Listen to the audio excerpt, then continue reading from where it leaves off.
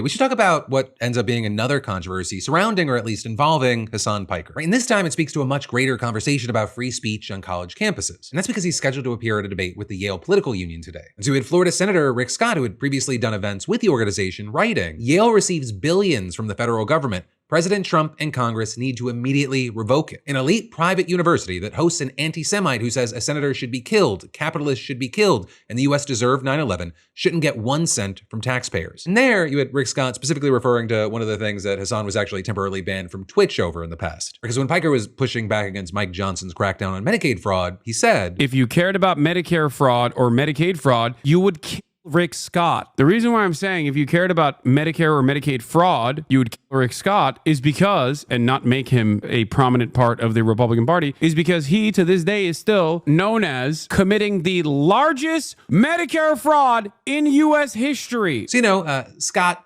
not the biggest fan of Hasan. Of course, that wasn't the only criticism or thing people brought up when they were protesting Hasan being there. And in general, there's been this split on whether or not to embrace Hasan, to engage progressives, or to ice him out of politics for being too toxic. And that divide, it's playing out with what's happening with Yale right now, with the political union's president telling the Yale Daily News, "We just bring in someone who's vocal and has influence." And Hasan Piker most definitely is vocal and has influence and has a lot to comment on in terms of the specific issues in today's politics. Saying the fact that a student organization's regular Tuesday debate has become discourse in the national media and has become commented on by prominent politicians and journalists speaks to the idea that our organization, the Yale Political Union, is one that is a central part of not just the Yale experience, but of Yale's unique university experience at large. You also had some students at the school defending Hasan, saying that it is disingenuous to try and cancel him when the right-wing figures dominating politics say much more inflammatory things. But then also you had conservatives at that school feeling differently, or with the president of Yale's Turning Point USA chapter telling the campus paper that Hasan's rhetoric, quote, "isn't just inflammatory, it is blatantly violent," and then adding, "It's language that is very antithetical to the mission of Yale University in terms of promoting an environment of free speech grounded in mutual respect and pursuit of the good. And ultimately, it's really just anti-American." And so yesterday, you actually had Hasan responding to this himself, specifically calling out Turning Point and other Republicans who oppose him speaking on a college campus. Oh,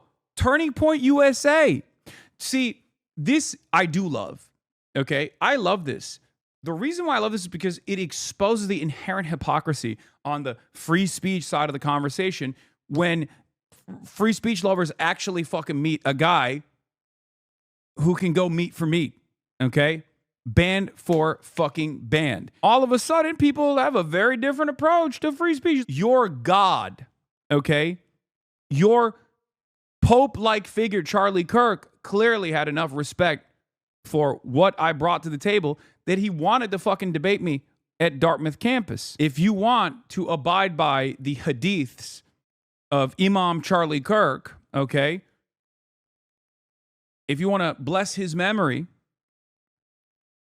peace be upon him, then you have to abide by his standards. These guys want to fucking revere him like he was a religious figure, but they're not carrying the goddamn flame. And actually on that note, there's a whole other campus speech controversy happening regarding Charlie Kirk right now. Utah Valley University, the school that Charlie was speaking at when he was assassinated, is facing a ton of backlash over its upcoming commencement speaker, Shara McMahon, where she's an author and has a newsletter called The Preamble that breaks down, quote, government and law in straightforward ways with clarity and context, delivered with sanity and reason. And according to multiple news outlets, she made posts critical of Charlie Kirk following his assassination. And as far as what people are pointing to, and one that's actually still up on Facebook, she posted a video tearfully responding to the news of the shooting, writing, "This isn't the America I want to live in. I am sure Charlie Kirk and I would not agree on many things, and my heart is still broken for his family." And while that seems pretty non-controversial and neutral, she reportedly also went further and posts that have since been deleted. Or with, for example, her apparently addressing some of Charlie's quotes and writing. "These aren't sound bites taken out of context. Millions of people feel they were harmed, and the murder that was horrific and should never have happened does not magically erase what was said or done." And while to many, they don't see anything controversial about that statement, the college Republicans group at the school released a statement opposing UVU's choice to select her as a commencement speaker, saying it's an insult to choose someone who mocked the loss of a political figure assassinated on our beloved campus, with also the TPUSA student account condemning the move as tone deaf, and Senator Mike Lee writing, "What if Charlie Kirk had been a beloved figure on the left rather than among conservatives? And what if Sharon McMahon were a conservative, one who had defamed Charlie Kirk immediately after his horrific assassination at UVU? UVU? Would UVU have scheduled her to speak at commencement? Not in a million years, not in 10 million years. So why does UVU think this is okay? It's not. But there, you also had people pointing to the weeks immediately following Charlie's death, where you had a ton of backlash and controversy involving people losing their jobs for posting anything even remotely negative about him after the assassination. And that includes some people who were just posting Charlie Kirk quotes. And so while we wait to see how this plays out, I'd love to know your thoughts on both of these situations and actually anything we covered in today's show in those comments down below. Because yes, while this is a news show, one of my favorite things about it is the conversation everyone has.